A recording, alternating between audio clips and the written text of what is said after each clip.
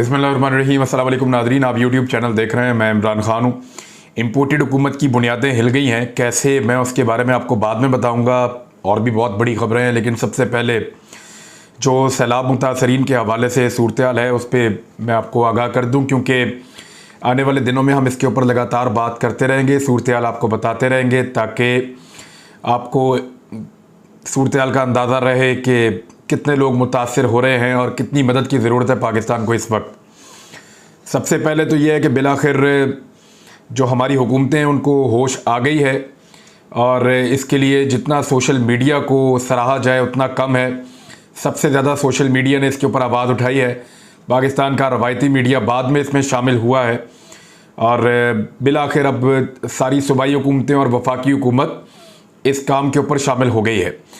आज के दिन के लिए जो इतलात हैं उनमें सबसे पहले तो ये है कि पाक फ़ौज ने जब ये सिलसिला शुरू हुआ था तो तब इमदादी सरगर्मियाँ शुरू की थी।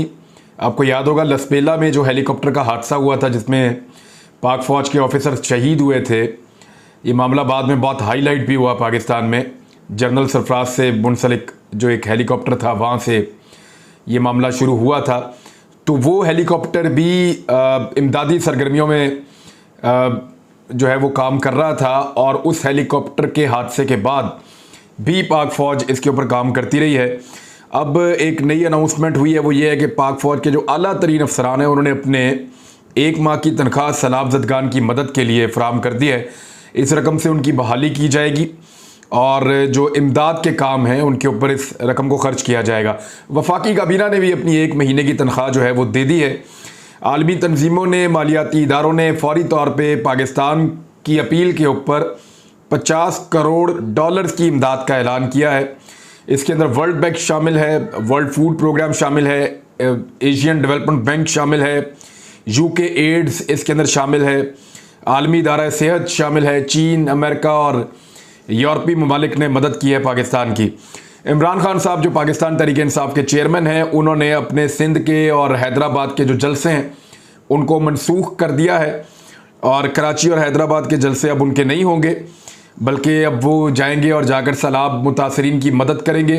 पंजाब और खैबर पख्तूनख्वा से वो अपने दौरों का आगाज़ करेंगे सैलाब मुतासरीन की मदद के लिए। साथ ही साथ उन्होंने ये भी अनाउंस किया है कि इमरान खान साहब की, क्योंकि 2 सूबों में हुकूमत है, पंजाब में और खैबर पख्तूनख्वा में, तो ये दोनों सूबाई हुकूमतें बाकी दोनों सूबाई हुकूमतों की भी मदद करेंगी, यानी बलूचिस्तान की और सिंध की मदद की जाएगी, क्योंकि बलूचिस्तान तो बहुत बुरी तरह इफ़ेक्ट हुआ है। वहाँ पे तो लगातार बारिशों का एक के बाद एक स्पेल आ रहा है, और मकानात जो हैं वो मुनहदिम होते चले जा रहे हैं। इतनी ज़्यादा बारिशें हैं, ज़मीन पे पानी खड़ा है, घर जो हैं वो उसमें डूब रहे हैं, बुनियादें घरों की कमज़ोर होती हैं, कच्चे मकानात होते हैं ज़्यादातर, तो मकानात गिर रहे हैं, ऊपर से बारिश बरसती चली जा रही है, और अभी मज़ीद बारिशों के इम्कानात हैं सितंबर में भी। लिहाजा बलूचिस्तान को बहुत मदद की ज़रूरत है, सिंध को बहुत मदद की ज़रूरत है। और ये कहा जा रहा है कि अब तक की इतला के मुताबिक 2010 का जो सैलाब था उससे ज़्यादा खौफनाक ये सैलाबी सूरत हाल पैदा हो चुकी है। मालाकंड से लेकर DI खान से लेकर और सिंध और बलूचिस्तान के इलाकों में ख़ास तौर पे, और पंजाब के जनूबी अजला के अंदर जो सैलाब है वो बहुत तेज़ी से आगे बढ़ता चला जा रहा है। अब इमरान खान साहब ने भी अनाउंसमेंट की है। कलाम और स्वात के जो सियाती मकामात हैं वहाँ पे मैं उनको सलाम पेश करना चाहता हूँ, जो वहाँ के लोग हैं उन्होंने ये अनाउंस किया है, और उन्होंने हमेशा आगे बढ़ के इस तरह के काम किए हैं। ख़ास तौर पे कलाम और मालाकंड के जो स्वात के इलाके हैं, वहाँ के जो सैलाबी सूरत हाल के बाद जो वहाँ के होटल मालिकान हैं उन्होंने ये ऐलान किया है कि जो सयाह फंस गए हैं या जो यहाँ पे रुक गए हैं उनकी रिहाइश और उनका खाना पीना ये मुफ्त फराहम किया जाएगा। यानी सारा साल वो इसमें पैसे कमाते हैं, लेकिन जब बुरा वक्त आता है तो वो उसमें मज़ीद पैसे कमाने की बजाय या फंसे हुए लोगों से उनको लूटने की बजाय या उनसे फ़ायदा उठाने की बजाय ये पाकिस्तानी शाबाश के मुस्तहिक हैं कि ये अपने होटलों को और अपने खाने पीने को मुफ्त कर रहे हैं उन सयाहों के लिए जो आप पे नहीं कर सकते। ये एक बड़ी अच्छी बात है। अब आ जाए उन खबरों की तरफ जो मैंने आपको बतानी थी। एक तो नवाज शरीफ साहब, शहबाज शरीफ साहब की पॉलिसी से खुश नहीं है, ख़ास तौर पे मिफ्ता इस्माइल उनको बिल्कुल नहीं भा रहे। ये खबर सुहेल वड़ाइश साहब ने दी है। सुहेल वड़ाइश साहब पाकिस्तान में एक सीनियर सहाफ़ी हैं, वो बरतानिया गए थे उन्होंने मियां नवाज शरीफ साहब से मुलाकात की थी। उस मुलाकात का अहवाल उन्होंने एक टीवी चैनल पे एक निजी शो के अंदर बताया। उसमें जो चीज़ें उन्होंने बताई हैं वो पहले मैं आपके सामने रखता हूँ, फिर एक्चुअली ये है क्या और ये किया क्यों जा रहा है, तफसीलात आपको मैं बताता हूँ। नवाज शरीफ साहब ने उनको जो चीज़ें कहीं बकौल सुहेल वड़ाइच साहब के कि शहबाज हुकूमत की पॉलिसियों से खुश नहीं है और मिफ्ता इस्माइल तो बिल्कुल उनको पसंद नहीं आ रहे। मैं तो पहले ही कह रहा था कि हुकूमत ना ले, ये नवाज शरीफ साहब का कहना है। नवाज शरीफ साहब इमरान खान साहब को सज़ा दिलवाना चाहते हैं, उनके खिलाफ कार्रवाई करवाना चाहते हैं, क्योंकि अपने तमाम मसाइल के लिए वो इमरान खान साहब को ज़िम्मेदार समझते हैं। शहबाज हुकूमत अच्छा परफॉर्म नहीं कर रही, नवाज शरीफ साहब ये समझते हैं, मगर वो पहले इमरान खान से निमटना चाह रहे हैं। सुहेल वड़ाइच से ये भी कहा नवाज शरीफ ने कि आप जाएं और जाकर शहबाज शरीफ से मिलें और उन्हें कहें कि माशी पॉलिसियों पर गौर करें। नवाज शरीफ अदलिया के खिलाफ एक नया बयानिया भी बना रहे हैं, ये उन्होंने कहा, और अब वो कुछ जजेस को और अदलिया को हो सकता है वो कोई लेटर लिखें या उसके बाद वो कार्रवाई शुरू करें, और वो अदलिया को और जजेस को उनके खिलाफ अब एक नया बयानिया बनाएंगे और उसके ऊपर वो काम करेंगे, और इस पर काम हो रहा है।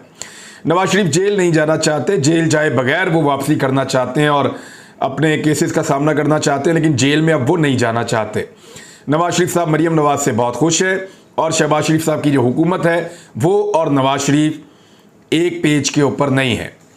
देखिए नवाज शरीफ साहब एक्चुअली कर क्या रहे हैं, ये जानबूझकर हमेशा गुड कॉप और बैड कॉप खेलते हैं, लेकिन इस मरतबा थोड़ी जल्दबाजी कर रहे हैं, और ये सोशल मीडिया का दौर है, चीज़ें बहुत जल्दी सामने आ जाती हैं। ये जो हुकूमत बनी है ना शहबाज शरीफ साहब की, ये नवाज शरीफ साहब की मुकम्मल हमायत के साथ बनी है। अगर कोई ये कहता है कि नवाज शरीफ साहब इस हुकूमत के बनने के हमायती नहीं थे तो वो झूठ बोलता है।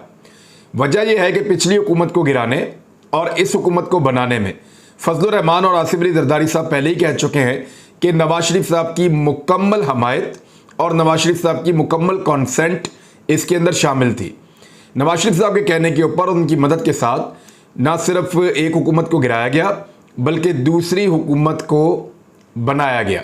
इस तरीके से इमरान खान साहब को हटाकर शहबाज शरीफ को वज़ीर आज़म पाकिस्तान बनाया गया है, और अब ये बयानियाँ लाने की कोशिश की जा रही है कि नवाज शरीफ नहीं चाहते थे कि हुकूमत बनाई जाए, इन हालात में हुकूमत नहीं चलाई जा सकती, मुश्किल फ़ैसले करने पड़ेंगे, लिहाजा ये कड़वा घूंट किया गया है। नवाज शरीफ इसके ख़िलाफ़ थे। नवाज शरीफ का फार्मूला बहुत अच्छा है, वो पाकिस्तान को बहुत अच्छे तरीके से चला सकते हैं। हमें फंसा दिया गया था और हमें सारे इत्तेहादियों ने मिलकर फंसाया था, और रफ्ता रफ्ता ये इल्ज़ामात मुमकिन तौर पे एस्टेब्लिशमेंट पे भी डाल दिए जाएं और फिर एक बयानिया बनाया जाए जिसमें नवाज शरीफ की वापसी और PMLN की वापस पाकिस्तानी पॉलिटिक्स में आने की राह हमवार की जाए। एक्चुअली ये वो गेम है जिसके ऊपर काम किया जा रहा था, लेकिन जल्दी भांडा फूट जाता है और जल्दी सारी चीज़ें सामने आ जाती हैं। कोशिश ये की जा रही है कि शहबाज शरीफ साहब ने ये करने की कोशिश की, लेकिन ये हो नहीं पाया। अब जब सुहेल वड़ाइच साहब ने ये बात की और इसके साथ अगर आप जोड़ के देखें आबिद शेर अली की प्रेस कॉन्फ्रेंस को, अब वो तमाम लोग जो नून लीग के टिकट के ऊपर मुकाबला करने जा रहे हैं पंजाब में पाकिस्तान तहरीक इंसाफ का, और जो लोग MKM या पीपल्स पार्टी के टिकट के ऊपर मुकाबला करने जा रहे हैं सिंध में पाकिस्तान तहरीक इंसाफ का, इसी तरह जो लोग खैबर पख्तूनख्वा में फजलुर रहमान या नून लीग या बाकी टिकटों के ऊपर मुकाबला करने जा रहे हैं इमरान खान साहब का, ये 9 की 9 नशस्तों के ऊपर जो लोग इमरान खान साहब का मुकाबला कर रहे हैं वो सारे अवाम में क्या मुंह लेकर जाएंगे। वहाँ अवाम जो है वो इनका इंतज़ार कर रही है कि आप लोगों ने तो जीने के काबिल नहीं छोड़ा। पेट्रोल की कीमतें, गैस की कीमतें, महंगाई 50 साल का रिकॉर्ड महंगाई का पाकिस्तान का टूट चुका है, और ये सरकारी आदादोशुमार के मुताबिक टूटा है। ये कोई प्राइवेट आदादोशुमार नहीं है, किसी शख्स ने घर में बैठकर नहीं बनाए। ये सरकारी आदादोशुमार के मुताबिक रिकॉर्ड महंगाई के सारे टूट चुके हैं। तो ऐसी सूरत हाल में अवाम के पास वोट लेने के लिए कैसे जाएंगे जब बिजली मिल नहीं रही, और जो मिल रही है वो इतनी महंगी है कि लोग बिल अदा नहीं कर पा रहे। पेट्रोल की कीमतें भी आपके सामने हैं, और जो अशिया खुर्दोनोश हैं, खाने पीने की चीज़ें, उनकी कीमतें भी आपके सामने हैं। तो ऐसी सूरत हाल में जो आबिद शेर अली ने किया वही सबको करना पड़ेगा, अपनी ही हुकूमत के खिलाफ एहतजाज और अपनी ही हुकूमत के खिलाफ बातचीत। लेकिन नवाज शरीफ साहब को ये चीज़ रास नहीं आई, फिर नवाज शरीफ साहब को फौरी तौर पे उसका रिबटल जारी करना पड़ा, उसकी तरदीद जारी करनी पड़ी। नवाज शरीफ साहब कहते हैं the negative comments attributed to me about Prime Minister Shehbaz Sharif are misleading and incorrect. I remain hopeful that the sincere and tireless efforts by Shehbaz Sharif under the most challenging circumstances will bear fruit and he will steer the country out of the mess created by Imran Khan. इसका जो नवाज शरीफ साहब कहना चाह रहे हैं वो ये कि वज़ीर आज़म शहबाज शरीफ के बारे में मुझसे मंसूब मनफी तबसरे गुमराह कुन और गलत हैं। यानी जो बात अब ये सोचना पड़ेगा सुहेल वड़ाइच साहब को कि उन्होंने जो बात की उसको कैसे गलत करार दे रहे हैं नवाज शरीफ साहब। सुहेल वड़ाइच साहब खुद मिले हैं नवाज शरीफ साहब से और वो वापस आए पाकिस्तान में, तो अब नवाज शरीफ साहब ये कह रहे हैं कि जो मेरे से मंसूब उन्होंने बात की है वो ना सिर्फ गुमराह कुन है बल्कि गलत है। मुझे उम्मीद है कि इंतहाई मुश्किल हालात में शहबाज शरीफ की जो कोशिशें हैं उनको फल निकलेगा, उनका फल मिलेगा और वो मुल्क को इमरान खान के पैदा किए हुए ख़राब सूरत हाल से निकाल लेंगे, ये नवाज शरीफ साहब का कहना है। लेकिन ये इसमें एक दो चीज़ें और बड़ी इंपॉर्टेंट हैं। देखें, एक तो वो हमेशा गुड कॉप बैड कॉप खेलते हैं और हमेशा जो गुड कॉप और बैड कॉप उन्होंने खेला है पाकिस्तान के इदारों के साथ खेला है। एक भाई इदारों को या पॉलिटिकल पार्टीज़ को मारता है, दूसरा भाई उनके साथ सुलह करता है और मफामत करता है। ऐसे ही आगे बढ़ते चले गए हैं। इस मरतबा यही वाला खेल ये अवाम के साथ खेलने जा रहे हैं, गुड कॉप और बैड कॉप, कि देखें मेरा भाई आपके ऊपर मुश्किलात डालता है, मैं नहीं डालता। शहबाज शरीफ बहुत बुरा है, मैं बहुत अच्छा हूँ, मेरी बेटी बहुत अच्छी है, आप मुझे इलेक्शन लड़ने दें, मैं आप लोगों के दिन बदल दूंगा। तो नवाज शरीफ साहब एक्चुअली ये चाहते हैं, गुड कॉप बैड कॉप जो उन्होंने हमेशा सबके साथ खेला वो अब अवाम के साथ खेलना चाहते हैं। लेकिन अवाम मेरे ख्याल में इस खेल का हिस्सा नहीं बनेगी। अवाम ने बड़ी तकालीफ बर्दाश्त की और अवाम जानती है कि शहबाज शरीफ ने जो कुछ भी किया, जितना कुछ भी किया, चाहे वो मिफ्ता इस्माइल के ज़रिए से करवाया हो, चाहे वो खुद उनके अपने फैसले हों, ये जो कुछ भी मौजूदा इम्पोर्टेड सरकार ने किया, इसके लिए नवाज शरीफ साहब और आसिफ अली जरदारी साहब और मौलाना फजल रहमान साहब, ये तीनों लोग बराबर के हिस्सेदार हैं और ये तीनों लोग उतने ही जिम्मेदार हैं जितनी की मौजूदा इम्पोर्टेड सरकार। अब अगर कोई बयानियाँ बनाते हैं अदलिया के ख़िलाफ़ तो एक नई मुश्किल पैदा हो गई है। वो नई मुश्किल क्या है?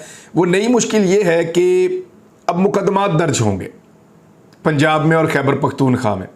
जैसे ही नवाज शरीफ साहब या मरीम नवाज साहिबा अदलिया के ख़िलाफ़ बयानात देने की कोशिश करेंगे, मिसाल के तौर पे राणा सनाउल्लाह साहब पे मुकदमा दर्ज हो गया है और ये मुकदमा दर्ज हुआ है गुजरात में। गुजरात में शहरी शहकाज असलम की जानिब से दायर करदा दरख्वास्त पर वज़ीर दाखिला राणा सनाउल्लाह के ख़िलाफ़ FIR दर्ज की गई है। FIR के मतन के मुताबिक राणा सनाउल्लाह ने इंतज़ामिया, अदलिया और दीगर सरकारी मुलाजमीन को धमकियाँ दी हैं। वैसे वो धमकियों वाली मैंने भी फुटेज जो है उसको अपलोड किया था।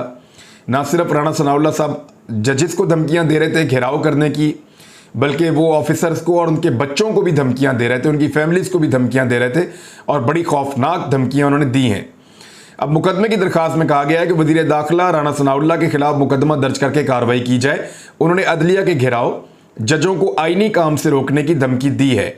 और इसके अलावा नवाज शरीफ साहब और मरीम नवाज साहिबा और शहबाज शरीफ के खिलाफ मुकदमात की दरख्वास्तें दायर की गई हैं। फ़ौज मुखालिफ बयानात पर नवाज शरीफ और दीगर के खिलाफ दरख्वास्तें दायर कर दी गई हैं कि फ़ौज के खिलाफ, और ये लाहौर के थाना ग्रीन टाउन में जमा करवाई गई हैं, जिसमें ख्वाजा आसिफ, अयाज सादिक, परवेज़ रशीद के नाम भी शामिल हैं, नवाज शरीफ और मरीम नवाज के अलावा। तो अब जो खेल शुरू किया राणा सनाउल्लाह साहब ने और वफाकी हुकूमत ने, उस खेल के अंदर पंजाब की सूबाई हुकूमत कूद पड़ी है और खैबर पख्तूनख्वा हुकूमत भी इसके ऊपर काम जारी रखे हुए है। यानी आप यहाँ से अंदाज़ा करें कि जो बयानात इमरान खान साहब ने दिए उनकी इंटेंसिटी बड़ी लो थी। जो बात शहबाज गिल ने की वो बहुत लो इंटेंसिटी के साथ की, बहुत कम जहरीली थी। लेकिन जो बातें नवाज शरीफ और उनके साथियों ने और मौलाना फजल रहमान ने की, उन बातों में जहर बहुत ज़्यादा था। तो उनके ऊपर भी मुकदमात उसी नौइयत के या उससे ज़्यादा शदीद नौइयत के दर्ज किए जा सकते थे। बहुत होल्ड किया इमरान खान साहब ने और उनकी हुकूमतों ने, सूबाई हुकूमतों ने, लेकिन जब उनको दीवार के साथ ज़्यादा लगाया गया तो अब वो भी मुकदमात दर्ज करवा रहे हैं। साथ ही साथ क्योंकि तौहीन अदालत की कार्रवाई जो है वो की जा रही है इमरान खान साहब के ख़िलाफ़ और उसको अब सुना जाएगा, तो मरियम नवाज, राणा सनाउल्लाह, फजलुर रहमान और दीगर के खिलाफ तौहीन अदालत की दरखास्त एक दायर कर दी गई है। इस्लामाबाद हाई कोर्ट में मरियम नवाज, राणा सनाउल्लाह, मौलाना फजलुर रहमान और दीगर के खिलाफ तौहीन अदालत की दरखास्त दायर की गई है। दरखास्त में इस्तदा की गई है कि मरियम नवाज और दीगर के खिलाफ तौहीन अदालत की कार्रवाई शुरू की जाए। और अली एजाज भुट्टर साहब ने इस दरखास्त को दायर किया है। मुस्लिम लीग नून के रहनुमाओं में अताउल्लाह तारड़, मरियम औरंगजेब को भी दरखास्त में फरीक बनाया गया है। इन लोगों ने 3 हफ्ते पहले और उससे पहले भी कई मरतबा मुअज़्ज़िज़ अदलिया के जज साहिबान को डायरेक्टली तनकीद का निशाना बनाया है। और वो कोई जुडिशल मजिस्ट्रेट या कोई छोटे ओहदे के जज साहिबान नहीं थे, वो सुप्रीम कोर्ट ऑफ पाकिस्तान के मुअज़्ज़िज़ जज साहिबान थे जिनके ऊपर बड़ी बदतरीन तनकीद की गई है।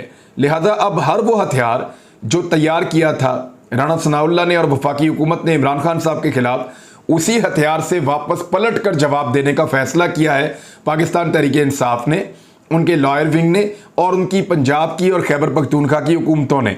तो ये एक अनफॉर्चुनेट सिचुएशन है मेरे ख्याल में। बयानात के ऊपर और इन चीज़ों के ऊपर एक जमहूरी मुल्क के अंदर इस किस्म के इकदामात नहीं होने चाहिए, लेकिन अब क्योंकि ये खेल शुरू हो गया है तो इसको कहाँ तक ले जाया जा सकता है, एक बड़ा सवाल है।